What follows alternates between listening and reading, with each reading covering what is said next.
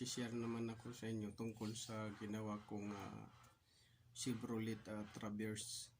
So yung code nito guys is P0122, P0223, P2135 Chevrolet Traverse. So related siya guys sa throttle body. So actually may apat na klase na throttle body guys. So yung potentiomer niya apat. Ito guys screw type. Papakita ko sa inyo yung screw type. Yan, screw type siya na potentiomer electronic. So dito ito naman siya yung clip type. Yan, clip type siya. Tsaka ito clip type. Yan, mga clip type yan. Yan, may clip. So yan yung clip type. So screw type, clip type, at saka yung fixed type. So yung fixed type hindi mo talaga siya matatanggal. So assembly siya pagka pinalitan. Tsaka pag nag-test ka, assembly talaga. Di gaya dito, ito siya, pwede mo siyang palitan. Ito tanggalin mo lang yung clip, mababaklas mo na yan siya. So mayroon tayong clip type, mayroon tayong screw type. Yan, screw. So mayroon tayong fixed type. Ang apat yung external type na throttle positioning sensor. Ito external type kasi ito siya internal type na throttle positioning. Ito internal, tsaka ito internal din. So ulitin natin, ito fixed type siya pagka nag-test part ka nito, assembly, tsaka pag nagpalit, assembly. Ito siya pagka nag-test part ka, pwedeng ito lang tanggalin mo kung wala kang makitang assembly. So clip type to. Ito siya screw type.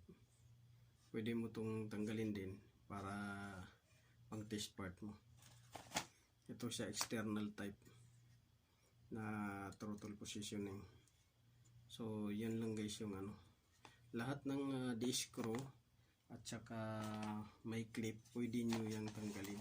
So ngayon ipapakita ko sa inyo. Tanggalin natin to. Niluwagan ko na to guys eh. So tanggalin natin. Papakita ko sa inyo yung laman loob nito.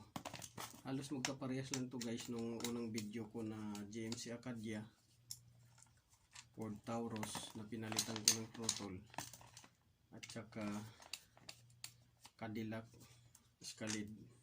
Ngayon yung sa naman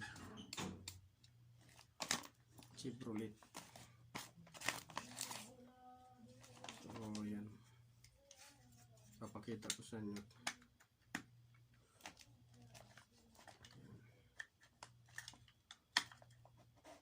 Dandahan lang guys pag bukas para hindi siya ma-disalign.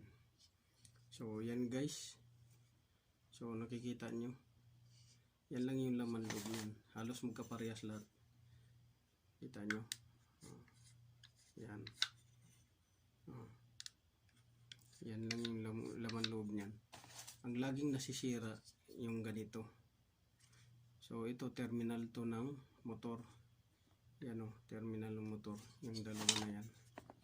Ito. Tsaka ito. So pagka nag-loose yan o corrosion, minsan mag-set ng DTC, circuit actuator motor, yung tinuturo. So ito yung na laging nasisira, itong potentiomer niya electronic. So yan guys, ganyan lang guys. Ito lang pwede nyo ng kaso hindi ito nabibili ng ganito lang assembly, pero pwede nyo itong ipunin. Kung halimbawa may mga ganito kayo, ipunin nyo lang to. Pwede nyo yung pang test part, pwede rin nyo pang palit.